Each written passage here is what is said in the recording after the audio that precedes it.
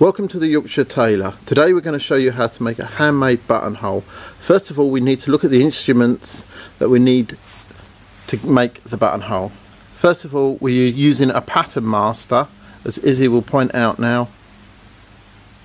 This is to actually measure the buttonhole. Secondly, we're going to use some gimp. The gimp is actually used for the strength of the buttonhole, to give it the body and the shape of the buttonhole.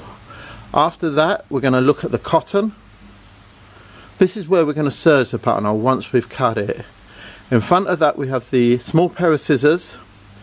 These are much smaller than what a tailor would use, but they're great for buttonholes. That's by a company called Kai.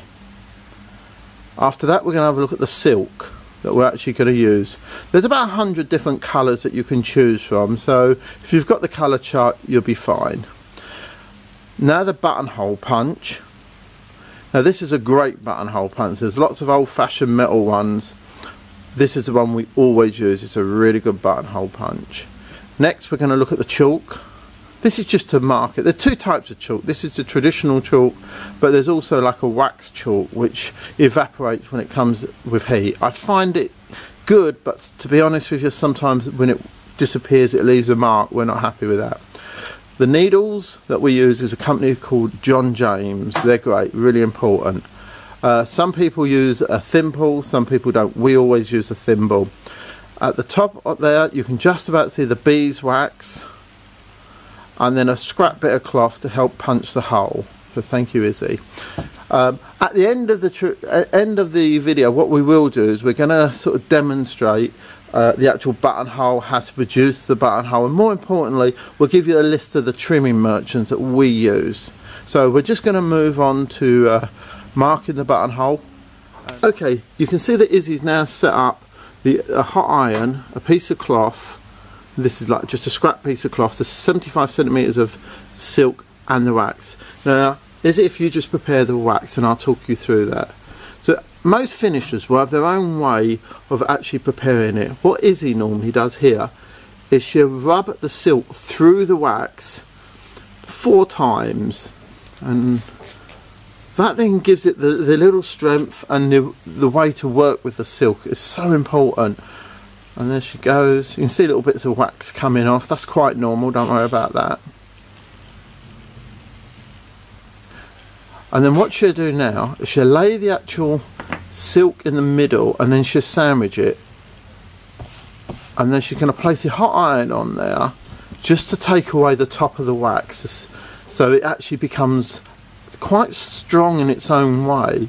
It will stand up where the silk before would actually curl a little bit where it's been on the reel. So you can see that she does that a couple of times.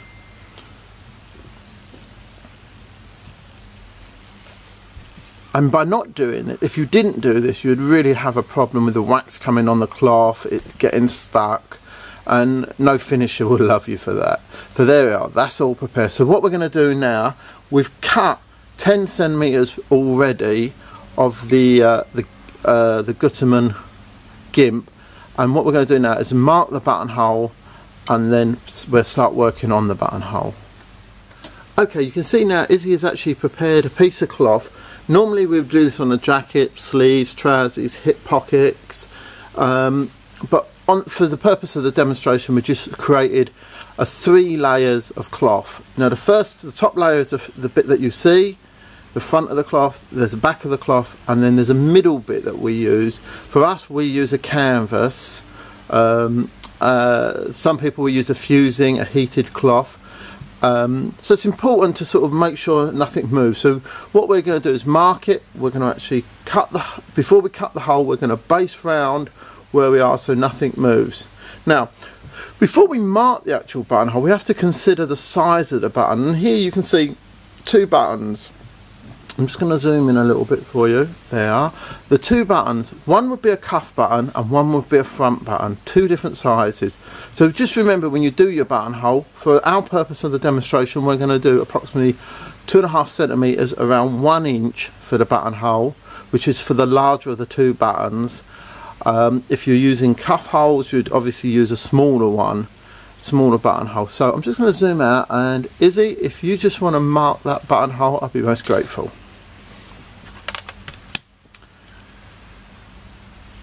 Now the lovely thing about using this particular tool, the actual plastic ruler, it has a square on it. You can just see Izzy using that line against her chalk mark, and that helps her know exactly how big the buttonhole is, and you can clearly see her using it there. That's terrific, Izzy. Now what she's going to do now is we'll just move the angle a little bit. She's now going to just baste in. If you could just baste around that, Izzy, that'd be terrific.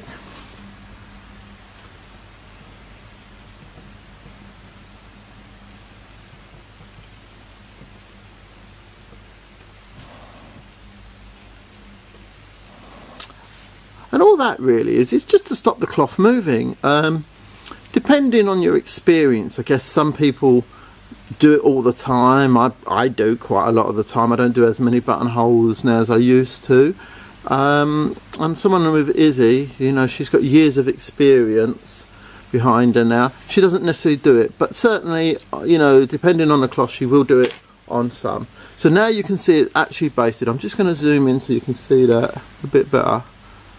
Brilliant. And I'll just come out, and then what Izzy's going to do now is she's going to use our hole punch, and at the beginning there was a bit of scrap cloth that we've used, and that goes underneath. That's really important. It's like a top tip from us. By putting that underneath and then using the hole punch, right, you get a very clean hole. If you just use your hole punch and cut it, you don't get a good hole. So if I'm just going to zoom in, Izzy, as you do that, can you bring it forward a little bit? Brilliant. And then you can just see it. A little bit of dirt on that. That's fantastic, Izzy. And don't move the cloth once you've done it. And that's it. And we just move that just a little bit. And you can clearly see that little hole there. Now that actually does what we call a keyhole. Now that actually, if you imagine, if you look at the front of a jacket, there's a little loop, a big hole, and that's part of the keyhole. So I'm just going to zoom out, and Izzy's just going to cut that. And when she cuts it, brilliant, brilliant. She's just going to cut along that now, just to sort of.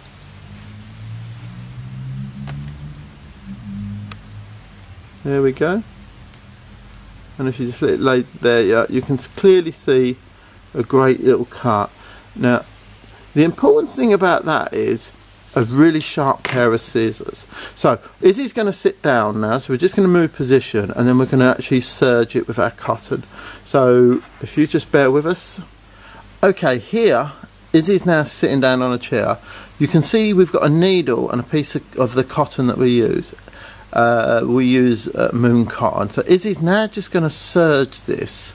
We call it serging, where you can literally just get the 3 bits of cloth and you hold them together. Now don't move, Izzy. I'm just going to zoom in so we can see them 3 bits. You can just see them there. That's it. And we're just going to join. I'm going to come out a little bit. Brilliant.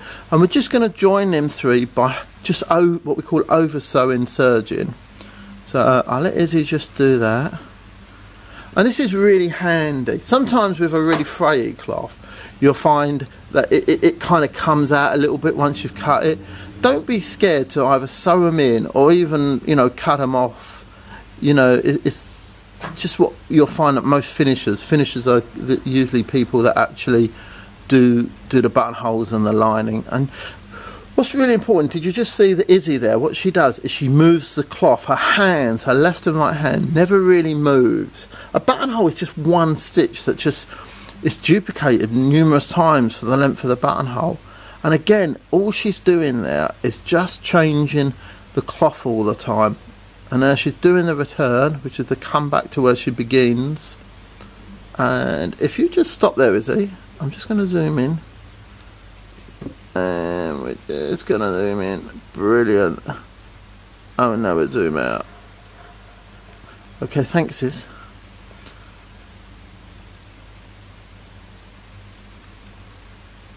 And just a couple of stitches there just to fasten it, and then she's just going to cut it. Boom. That's brilliant, and that's all now served. And as you can see, she's just got a couple of little threads that she wants to clean up. So I'm just gonna, what we're gonna do now is we're just gonna thread up a piece of silk, and then we'll start the buttonhole. Okay, now we're gonna actually start the process of making the buttonhole using a buttonhole stitch. You can see on your screen there's the Gutermann silk, and there's also the actual gimp. So if Izzy can just start. Now, just to say, on the actual silk that she's using now to coming through, there is a very small knot at the end, and that's it there. So what she does now, she can slowly do the first stitch. She goes underneath and then up at a slight angle, and you can see at the angle there, right? And then she'll place the actual gimp just in front of the gimp, the needle, and then she'll come clockwise, really important to do clockwise, and then she's going to pull it over. So we'll talk about this a few times. So she'll pull it now, and that little bit of attention we're going to talk about also. So she sets up her gimp. So now she's going to go from the bottom, behind the gimp, anti-clockwise twist, and pull through.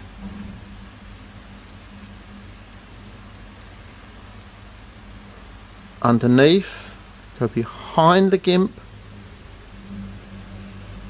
around, and pull through. Now you'll see in a second, and here we go, that little twist there with our hand. What we're trying to do there is just create a tension, so every buttonhole, if you just carry on, Izzy, and I'll talk, so every buttonhole is exactly the same, every stitch is exactly the same tension. Where if you use the machine, a Brother or Reese or something like that, it does it for you. With hand buttonholes, it doesn't. We have to do it ourselves, and that's one of the big skills. I'm just going to carry on, Izzy, and I'm just going to zoom out so you can see her hands and how she's actually working.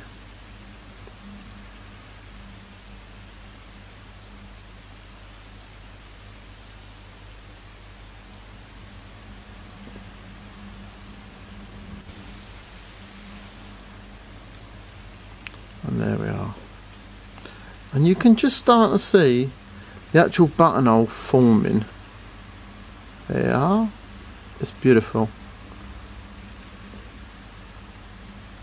Now we have a small team of finishers up here in Leeds in England, and each of them does an intensive 6-week training, and Izzy's actually in charge of all of that.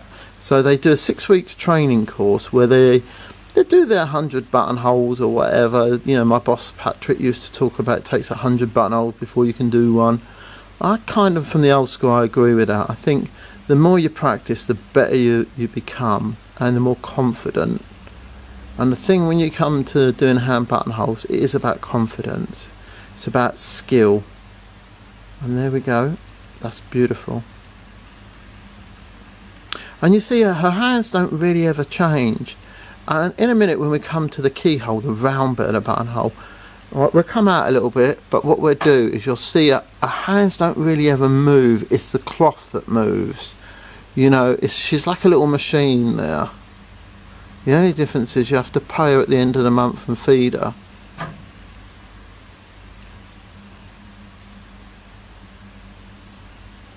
This is a beautiful action she's doing now. She's a very talented young lady. I'm just going to come out a little bit. And even around the actual eye of the buttonhole, the round, you know, it's the same thing. It's the same tension all the time.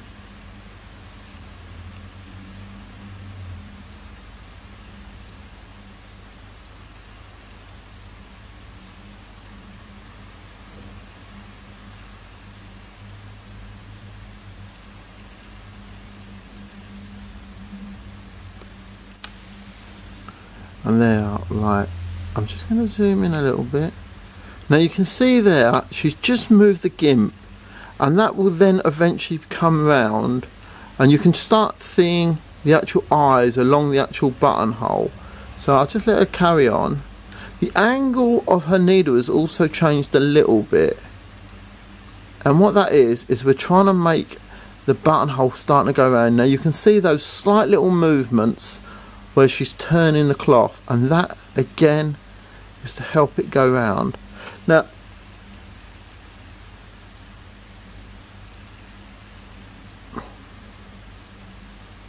and again, now most girls, most of the finishers, what they do is they know how many stitches they put in.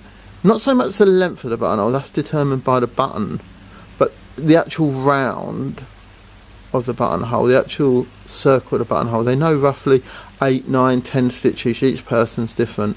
And also, you know, we use Gutermann, we find that probably the best.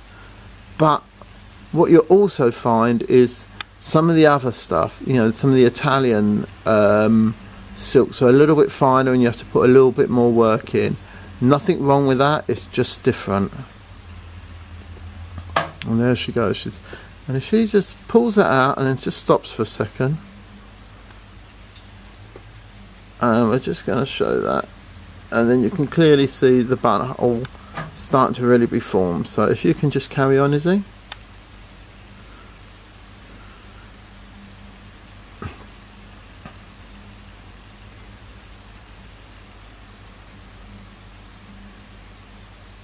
And again, you're just seeing that whole cloth turned round.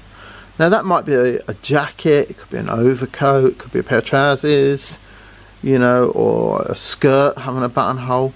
Doesn't really matter. You know, what's important is to have the actual gimp and the twist all working with you.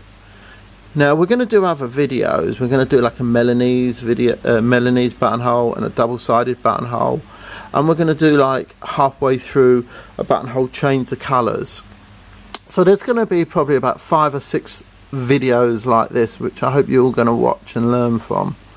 And if there's any questions, don't hesitate, just email us, and you know, we'll try and come back to you. Can't always, we're pretty busy most of the time, thankfully. As you can see, Izzy's just sort of going round, and she's particularly fussy, so you know, she's not 100% happy. She will just sort of pull it out a little bit and then just give it a little tug. That's it. There, we're really zoomed in now. You can see every single stitch beautifully. That's fantastic. And again, I can't emphasize, a buttonhole, it's the hardest stitch and it's the easiest stitch because it's only basically one stitch. And we'll just come back in out a little bit.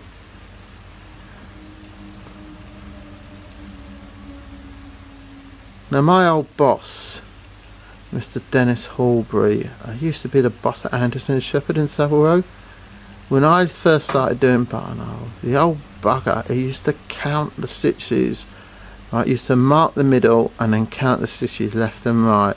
And if I hadn't got them right, he'd just give them back and just smile. Wouldn't say a single thing, just give them back, smile, and I know how to redo it.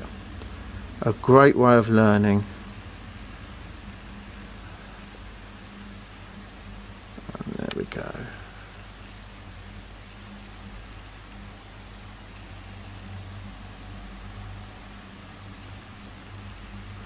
And one of the important things is to make sure that when you finish, you're at the same level as on the original side you started. Otherwise, the end tack that we're going to do, it's just going to look a little bit weird. It won't be quite square. Now on here you can see the actual gimp is a bit long. That's fine. You know, some people cut an exact. For the purpose of this video, we've actually cut it a little bit longer. But more often than not, Izzy would actually cut, you know, maybe just, you know, a centimetre smaller or something.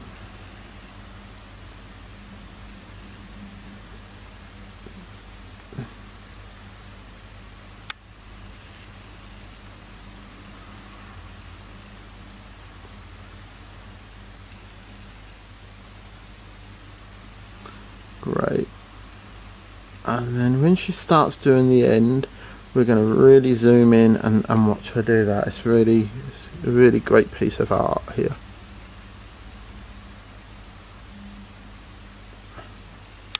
Right, 2 seconds. So now if you just pull it back a little bit, Izzy, that's it.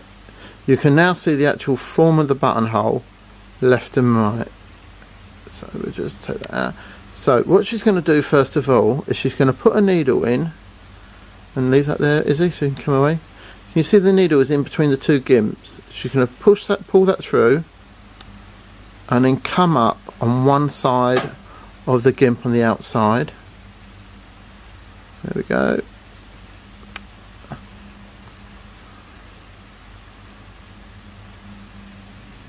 That's it. Try not to move it about too much, Izzy. That's it. And now you can see it come out on one side. Just stop there for a second, Izzy, while we just zoom in. And there she, on the opposite side, she's going to go on the outside of that piece of gimp. Brilliant. And we're just going to, what we call this is bar tacking. That's it, and just carry on, Izzy.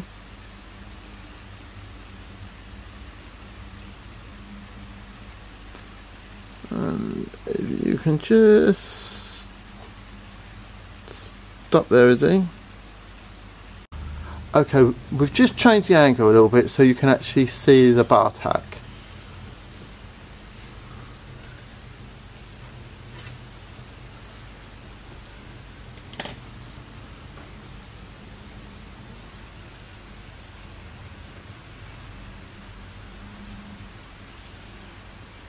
Now some people, what they actually do, see it quite a lot in Europe, is they actually do a buttonhole stitch at the end now. I don't mind it, I think it's quite theatrical, it's quite nice. The only trouble is you're always thickening things up a little bit too much, and with today's cloths you might not want to. So she's just looped it and looped it and looped it, and then she's turned it inside out, turned it in to the bottom, and then she's that's fine is.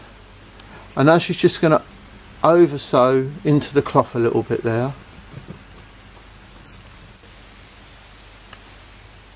And then in a second you'll see her cut it off. Brilliant.